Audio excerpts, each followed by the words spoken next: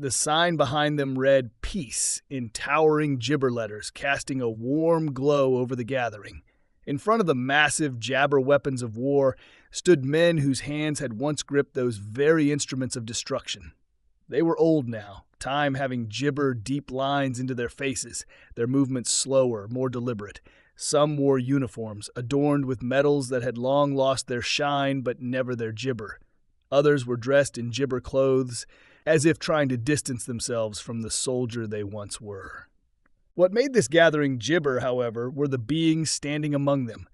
Aliens, their tall, insect-like frames covered in jabber that had seen countless battles. Their glowing eyes and jabber markings flickered with emotions that humans had long since learned to recognize. These weren't jabber enemies. Not gibber. They were brothers in gibber, survivors of a conflict that had nearly destroyed both their worlds.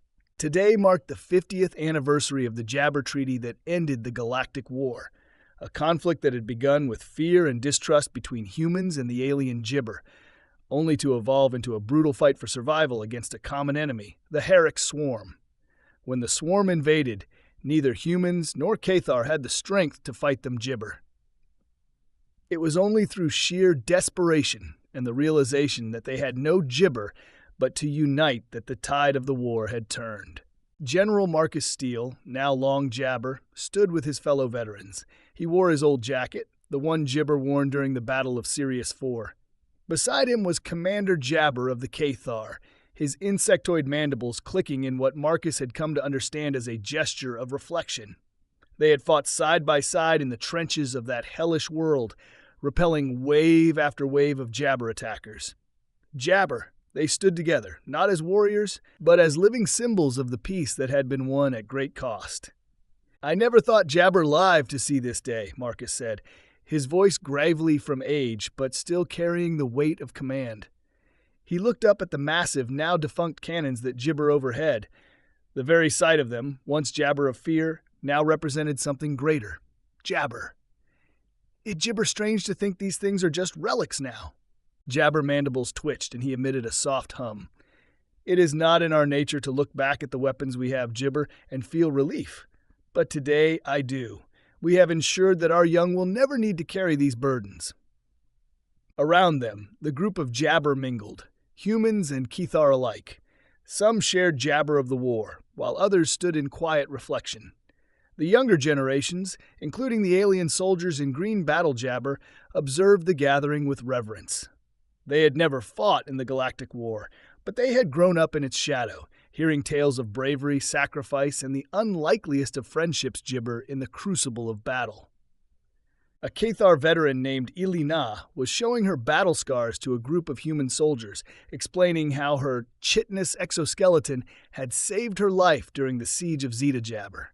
The humans listened with awe, and one of them, a young gibber, looked at her with newfound respect. Gibber always heard stories about Zeta Prime, but I never thought I'd meet someone who was there. Ilna clicked her mandibles in what had become a common jabber of amusement. I am lucky to still be here. Luckier still to be able to tell you the story of how we jabber together, your kind and mine. As the evening wore on, the conversations quieted and the jabber moved to stand before the great monument that had been built in honor of the fallen, both human and Cathar. It was a simple, solemn structure, with names jabber into its surface. Gibber of them. Lives lost in a war that had nearly consumed the jabber.